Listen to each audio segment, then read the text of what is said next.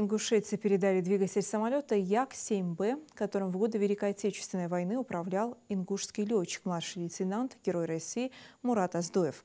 Торжественная церемония состоялась в городе Новосокольники Псковской области. Именно там нашли очередные фрагменты самолета Як-7Б, разбившегося в 1944 году. Речь идет о хвостовой части и двигателе, на котором указан номер, официально подтверждающий, что самолетом управлял ингушский летчик. Центральный архив Минобороны России эти данные подтвердил. Первые находки были переданы региону еще несколько лет назад. Они хранятся в Краеведческом музее. Самолет Мурата Оздоева с бортовым номером 24 был сбит огнем зенитной артиллерии противника. Истребитель ушел на дно озера, но летчик успел выпрыгнуть с парашютом.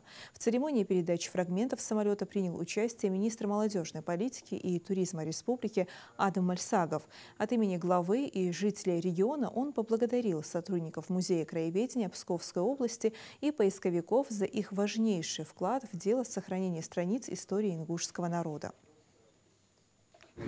Замечательное состояние мотор, двигатель истребителя. Все это мы планируем отвезти на территорию Республики Ингушетия. Они станут ценными экспонатами, чтобы наше подрастающее поколение смогло ознакомиться, чтобы мы могли в целом повысить патриотизм среди молодежи Республики Ингушетия.